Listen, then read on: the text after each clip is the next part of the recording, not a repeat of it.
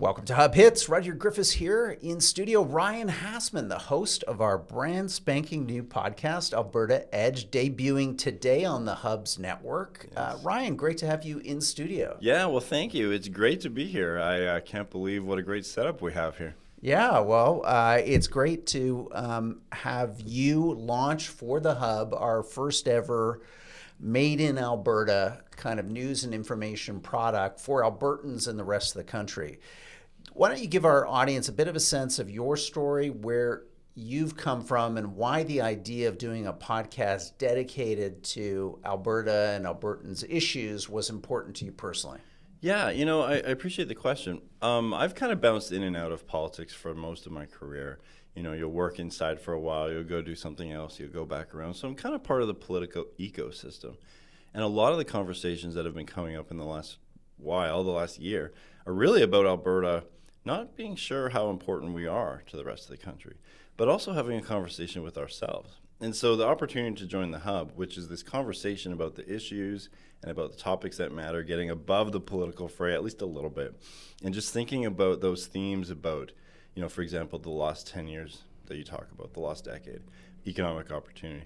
These are the themes that Alberta is working through as well. And so I'm just thrilled at the opportunity to really just bring some people together for two purposes: to tell Alberta's story to the rest of the country, and also to help us Albertans talk to ourselves, because I don't even think we really have it figured out internally yet. So sometimes I think the conversation is going to be a bit insider. Yeah. And you all here in Central Canada can observe from the outside. But I'm just really looking forward to it. The first episode was really fun to record. I'm thrilled that it's out, and I'm just really happy to be part of the project. Yeah, well, tell us a little bit about the first episode, because it's on our podcast network today, and it features, I was really glad to see, two women voices of people who are kind of up-and-comers in energy and in thinking about energy issues in Calgary and across the country. I thought that was a great first signal to send. Yeah, Heather Exner-Perot and Katie Katcher were great. And part of the story, the meta story, is actually neither of them were born in Alberta, but they've become part of the oil sands story, the energy story, and Alberta's story. So what we're exploring in that first episode is Alberta's ambition to be an energy superpower, which, by the way, isn't just for Alberta's benefit, but for the whole country. So we had a great conversation about what part of that is working, what part of that is resonating, and which parts aren't, and how can Alberta tell its story better? How can we make the rest of Canada feel some skin in that game? And it's something that, you guys have been talking about for a long time, that the Alberta energy sector isn't just paving the streets between Calgary and Edmonton with gold. We're actually generating economic activity for the whole country. In the piece today in writing, I talked a little bit about a speech I attended once with Rex Murphy. And he spoke to Albertans in a time when we felt really down, kind of like recently with the 51st state stuff and all of that. Mm-hmm. And he just said, Alberta represents opportunity for his people, Newfoundlanders, but also for others as well.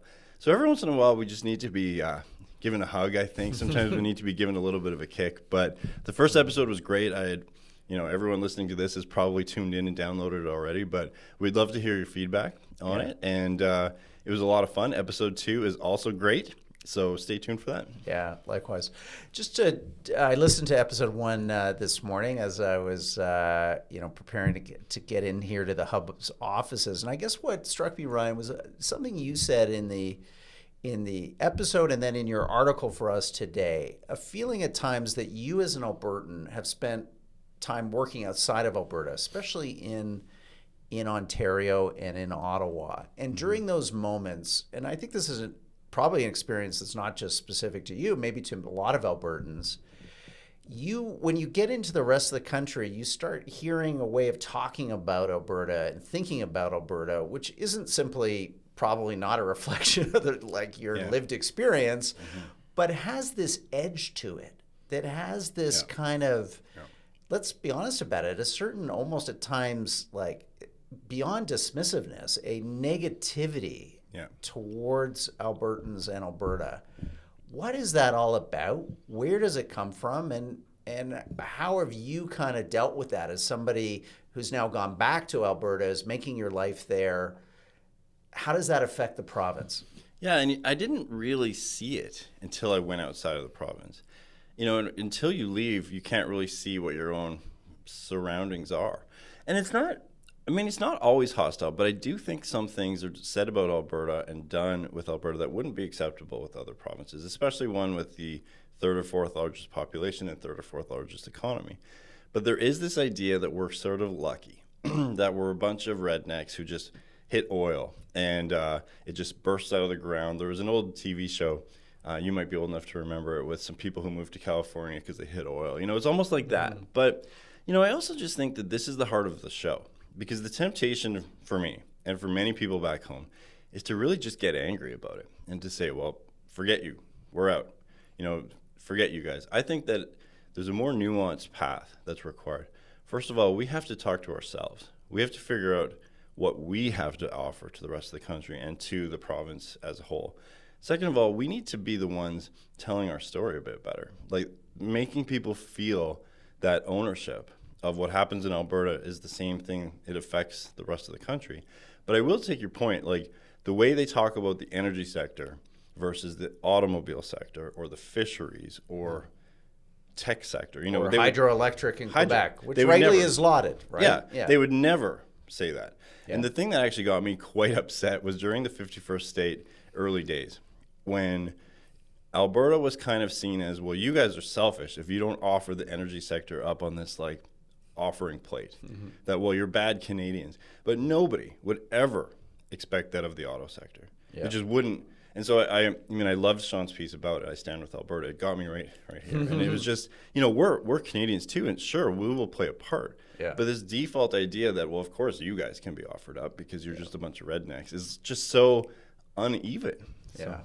What I'm really looking forward to Alberta Edge over the coming months as you roll out episodes is telling that story about how much else is going on in the province, around innovation, around technology, what's happening in terms of Calgary with this mass influx, Edmonton too, of people from across the country who are there because they do feel that there's more opportunity. There is this Alberta Edge in a positive sense, not maybe, I like the title of the show because it has that dual connotation. But Ryan, how does one bring those stories forward? Because maybe that's also part of Alberta talking to itself and saying, look, it's 2025. We're a lot more about than just oil and hydrocarbons and getting that stuff out of the ground. Yeah, it's funny. The central myth or the story, the narrative about the frontier and opportunity is actually pretty consistent over the last 100 years.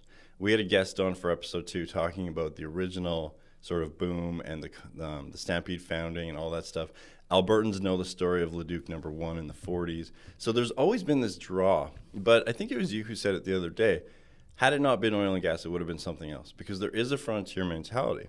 So the Alberta way has always been, and you can easily get into cliche, but it's not about your family name. It's not about your house of worship. It's not about any of that stuff. The private school you went to in Central Canada? If you know an Eton or not, or whatever the case may be. It's actually just show up and get to work. Like there's also no real handouts, right? Like Alberta has always been an opportunity. So equal opportunity, not equal standing and stature. So I think that that's the important thing that we continue to tap into. And when you talk to these investors or tech sector people who come from other places, what we offer is an environment, or what we did when we were at our best, is an environment of success, the rising tide. The Alberta advantage, which we flirted with as a podcast topic, but it's not quite the right one anymore. But it was about a low tax environment, low regulation environment so that everybody can thrive. It wasn't about picking winners and losers. We've gotten away from that a little bit at home too. So that's the part that we're just trying to bring back in. How do you make it relevant today? Well, in episode 2, we're going to give some examples of that. And I think that's a theme you're going to continue to hear. Excellent. People are moving to Alberta.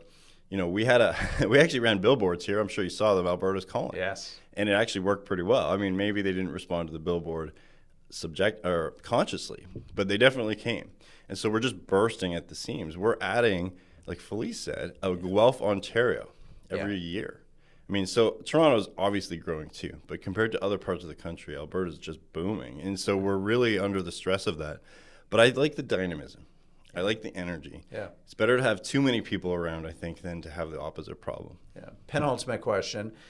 Any concern, Ryan, that, maintaining that Alberta edge is not a given, that it takes a culture, it takes a set of attitudes, it takes a start of assumptions, and that as the Carney government, let's say proactively, maybe with the support of a lot of Albertans, begins to extend the largesse of Ottawa into the province, let's say begins to build your pipelines, begins to build your carbon sequestration, what are the risks here for Alberta in terms of the culture changing? Because you're in a sense, it may be on the verge of some big rapprochement, to use a fancy word, between Alberta and Ottawa. Yeah. That's going to bring Ottawa into Alberta, maybe in a way that it hasn't really ever been in terms of the dollars and in terms of the quid quo pro probably that will be attached to those dollars. I don't know, Ryan, I worry about you guys a little bit because you just have to look at the economies here in central Canada where we've been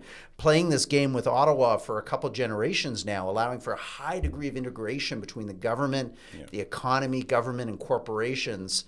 It's led to a very stagnant, moribund, economic future for much of central Canada. Yeah. So one point to make is in the early 90s, the Chrétien Liberal federal government made huge investments in the oil sands. Like, they actually deserve quite a bit of credit for enabling the development, for doing some things, investments in the technology and the infrastructure. So we have had a positive relationship with the federal government to develop the resource before. You always get into the temptation of that trap of having too much support. You get fat and happy and lazy, So that for sure is a caution. And as people move, the culture is changing. I mean, it would be incorrect to say the culture of Alberta today and 40 years ago is exactly the same. But I think that what we need to do is find a new relationship with the feds that is us succeeding within the framework of Confederation, which was supposed to be a light touch from Ottawa. It was supposed to be develop your own resources your own way, run the main social programs. And the federal governments have a much larger tangible impact on people's lives than the federal government is supposed to have. This is another theme of the hub. You can tell I'm a fan. Talking about how the feds tend to act like they want to be mayors or they want to be premiers.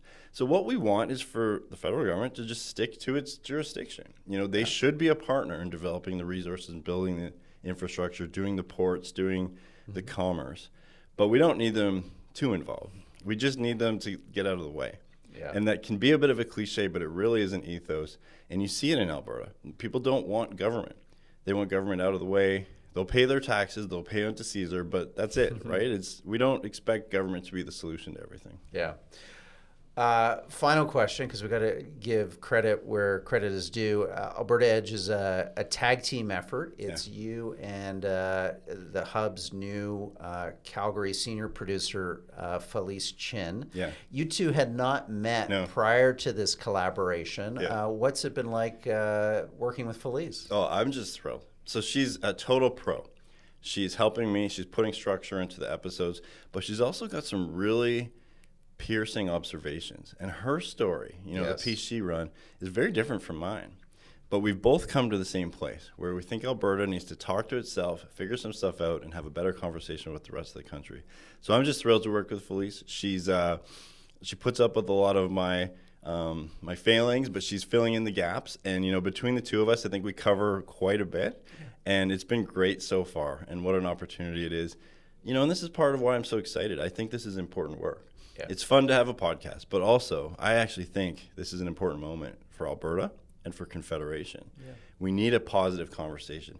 I drove from Calgary to Edmonton yesterday. I passed a lot of separatist lawn signs because that one by-election is happening basically in the heartland. Right. The one riding that did elect a Western separation MLA, in the 80s. So this is real, and I think it's important. We need an outlet. We need a pressure valve.